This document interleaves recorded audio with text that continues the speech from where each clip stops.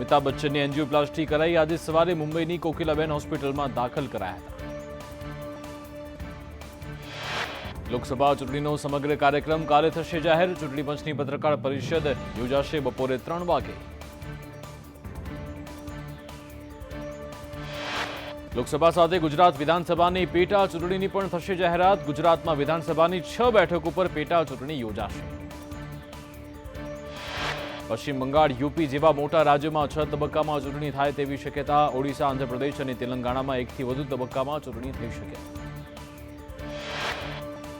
સુરેન્દ્રનગર બેઠક પર પૂર્વ મંત્રી જશા બારડનું નામ ચર્ચામાં. સુરેન્દ્રનગર પાસે રાજપૂત સમાજની મળેલી બેઠકમાં વજુભાઈ વાળા સહિતના અગ્રણીઓની હાજરી.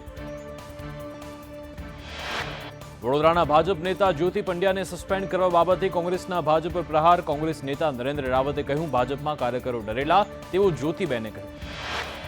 પોરબંદર કોંગ્રેસ ફરી એકવાર ભંગાણ. 75 જેટલા એનએસયુઆઈ હોદ્દેદારોને કાર્યકરોએ રાજીનામા આપ્યા.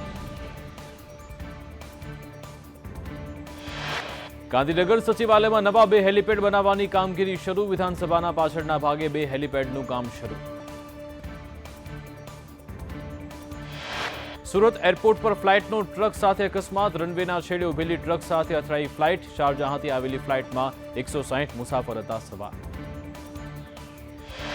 ડાંગમાં 8 વર્ષની બાળકીના ગળામાં આંબલી ફસાઈ. સુરતની સિવિલ હોસ્પિટલમાં બાળકીનું સફળ ઓપરેશન.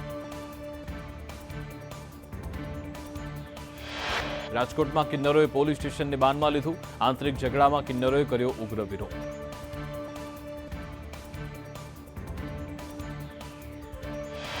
રાજ્યમાં આવતીકાલથી તાપમાનમાં 2 થી 3 ડિગ્રીનો થઈ શકે વધારો. હવામાન વિભાગની આગાહી. 9 શહેરોમાં તાપમાન 34 ડિગ્રીને પાર.